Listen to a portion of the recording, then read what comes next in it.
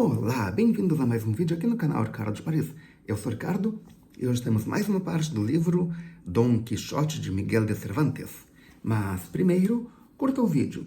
E se for a primeira vez aqui, inscreva-se e acione o sininho para receber as notificações. Nós temos vídeo novo todos os dias às 19 horas. Já curtiu? Já se inscreveu? Já acionou o sininho?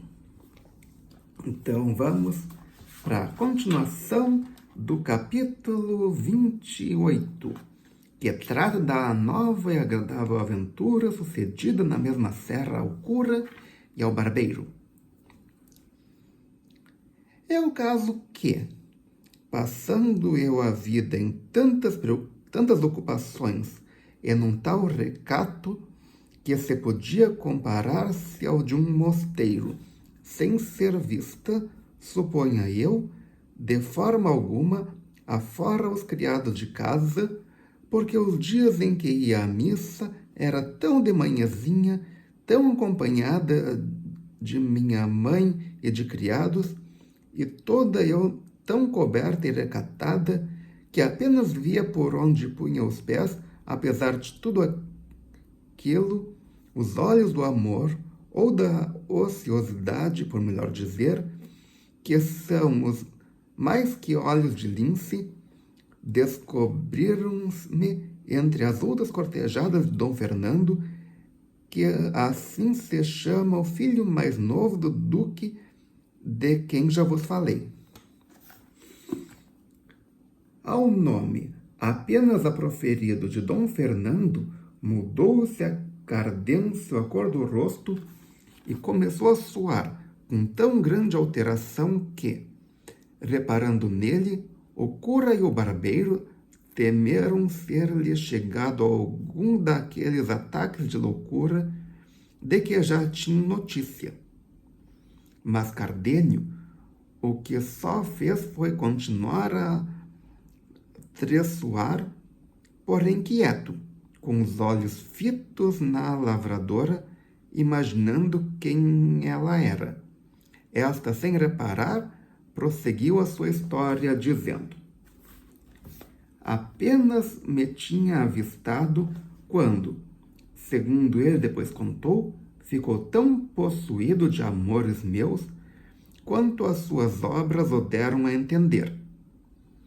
Mas, para abreviar o sem fim das minhas desditas, quero passar em silêncio as diligências que Dom Fernando fez para me declarar a sua vontade. Sobrujou toda a gente da minha casa, deu e ofereceu dádivas e mercês a meus parentes. Todos os dias eram de festa, de regozijo na minha rua. De noite ninguém podia pegar no sono, com as músicas, os bilhetes que me haviam à mão, sem eu saber como eram infinitos, cheio de namoradas, frases, oferecimentos, com menos letras que a promovessas e juras. Tudo aquilo não só me não abrandava, mas até me endurecia de maneira, como se proviera de inimigo mortal. Tudo que ele fazia para me reduzir à sua vontade redundava-se sempre no efeito contrário. Não era por me desagradar a gentileza de Dom Fernando, nem por achar demasiadas as suas finezas, porque em verdade me dava não sei que contentamento.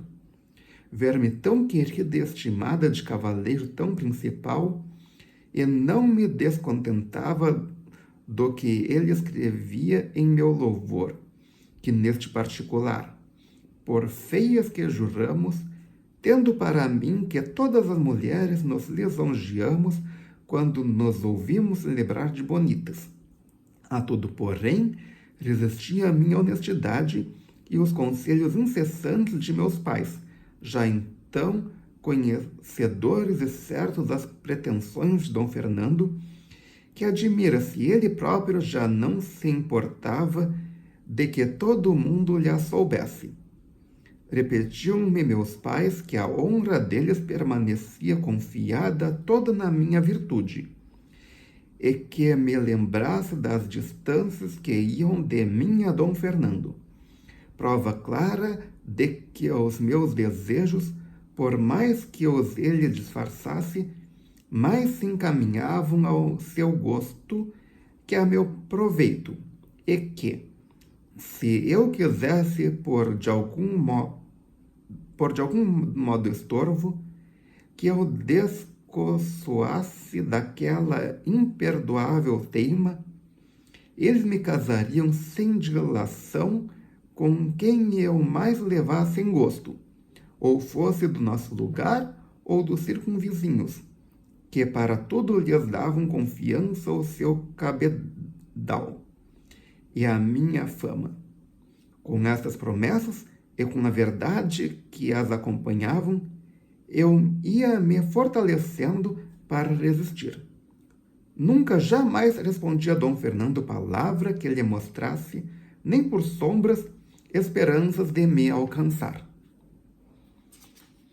Todos estes recatos meus, que eles se deviam figurar desdéns, creio que ainda avivavam mais o seu apetite desonesto, que outra coisa não era o afeto que me ele oferecia. A ter sido verdadeiro, não vos estaria eu agora contando isso, nem havendo de me queixar. Soube, afinal, Dom Fernando, que meus pais andavam em diligências de me casar, para lhe tirarem a ela toda a esperança de me possuir, ou, pelo menos, para eu ter mais quem me aguardasse. Quem faria com tal novidade Dom Fernando? E de sabê-lo. Uma noite, estando eu no meu aposento com a companhia única de uma donzela do meu serviço, com as portas bem fechadas para acautelar qualquer perigo, não sei nem imagino como, no meio destes resguardos e na solidão de tamanho encerro, vejo-o diante de mim. Tal foi a minha perturbação que me fugiu a vista e a fala. Não podia gritar por socorro, nem ele, creio eu, mo consentiria. Chegou-se logo a mim e, tomando-me entre os braços, como havia eu de me defender na turbação daquele repente? Começou a dizer-me tais coisas que não sei como é possível que se inventem. Com as lágrimas e suspiros do traidor, se acreditavam em seus dizeres. Eu, pobrezinha, eu entre meu desamparada, inexperiente de semelhantes apuros, comecei, não sei como, a ter por sinceras todas aquelas falsidades, mas não tanto, ainda assim, que me abalassem a compadecer-me compreensivelmente de tantos extremos de lágrimas e gemidos.